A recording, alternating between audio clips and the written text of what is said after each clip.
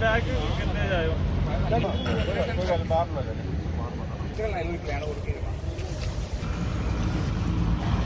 नीचे रखो नीचे रखो मैंने नीचे रखो। नीचे क्या है? बॉक्सिंग वाला क्या नाम है इसका? ये नशे वाले कैप्सूल लग रहे हैं। क्या नशीले हैं क्या? वो देखो डब्बा इसमें क्या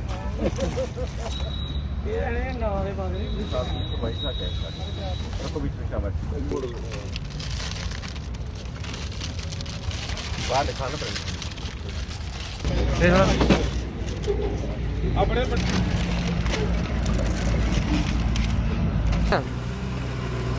ये फाइल लेनी देख लो।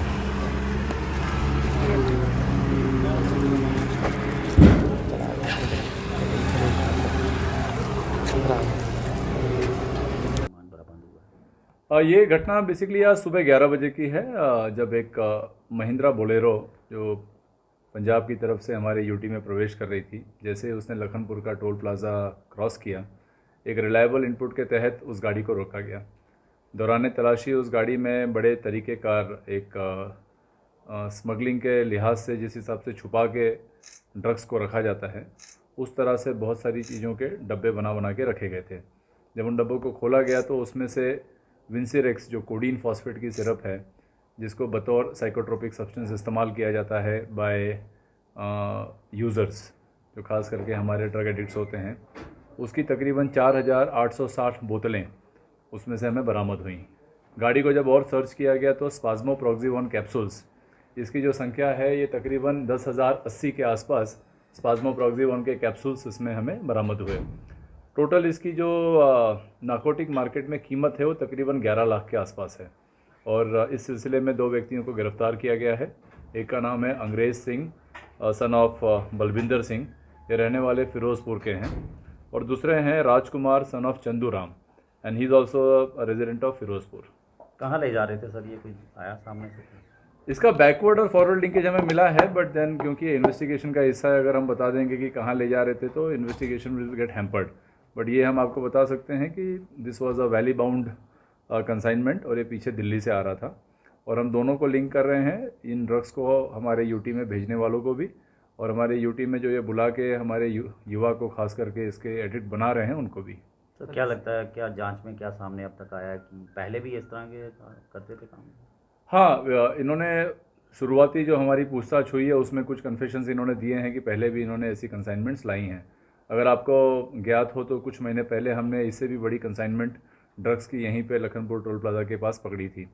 तो ये एक नॉन मोडस ऑपरेंडी है, और क्योंकि अभी फ्रूट का सीज़न चल रहा है तो गाड़ियों का आवागमन बहुत ज़्यादा हो गया है, तो फिज़िकली पुलिस के लिए गाड़ियों को चेक करना इतना आसान नहीं होता। इसी बातों का फ़ायदा उठा के ये सारे जो नशे के व्यापारी हैं अपना धंधा चला रहे हैं। अब धड़ल्ले से हो रही है इस बात से मैं इत्तेफाक नहीं रखता। हाँ, ये है कि इन चीज़ों को कई सालों से ये एक रूटीन क्राइम ये बना हुआ है नेशनल हाईवे पे, जो धारा 144 का उल्लंघन है ट्रांसपोर्टेशन ऑफ एनिमल में, क्रूएल्टी ऑफ एनिमल, जिसको आम आदमी की भाषा में बोवाइन स्मगलिंग कहा जाता है। ये कई सालों से चला आ रहा है, लेकिन कठुआ पुलिस खुसूसन जो लखनपुर का हमारा नाका है प्रतिबद्ध है। आज जैसे हम आपसे बात भी कर रहे हैं तो सुबह से हमने बोवाइन स्मगलिंग की गाड़ियाँ भी पकड़ी हुई हैं, और अगर आप पूरा रिकॉर्ड देखें पिछले 8-10 महीने का कठुआ पुलिस का, तो बहुत सारे एनिमल्स को रेस्क्यू कराया गया है जिनकी संख्या 300 के ऊपर है, और कई गाड़ियों को जब्ती की गई है, कई लोगों की गिरफ्तारियाँ बाअमल लाई गई हैं। अब आपका इस सवाल का जवाब मैं देता हूँ कि कितना बड़ा चैलेंज है। आप देखें, जानवरों को छुपा के लाना और हर ट्रक को चेक करना, ये एक बड़ा ट्रिकी विषय होता है, बट हमने इसके अंदर अलग अलग टेक्नोलॉजीज़ को इस्तेमाल किया है। हम इसमें कई हाई माउंटेड कैमरास को इस्तेमाल कर रहे हैं, अपने इन्फॉर्मेशन नेटवर्क को हम बेटर कर रहे हैं। जो नाकों की बनावट होती है, पहले ये लोग नाका तोड़ के निकल जाते थे, अब हम कोशिश करते हैं कि जो परमानेंट नाकाज़ हैं हमारे टोल प्लाजाज के आसपास, उनको इस्तेमाल करें इनकी धरपकड़ में।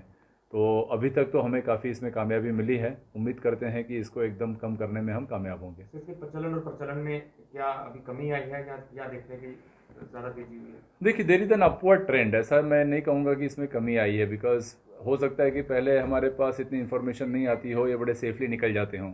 अब क्योंकि हम पिछले कुछ महीनों से इसमें काफ़ी ज़्यादा इंटरेस्ट ले रहे हैं और इन्फॉर्मेशन फ़्लो बढ़ रहा है और गाड़ियाँ बहुत ज़्यादा पकड़ी जा रही हैं, चाहे वो ड्रग्स की हों, बोवाइन की हों, शराब की हों, और या ऐसे कुछ आइटम्स की हों जो कॉन्ट्राबैंड्स हैं जो अलाउड नहीं है इस यूटी में, तो good information, good policing is resulting to better results.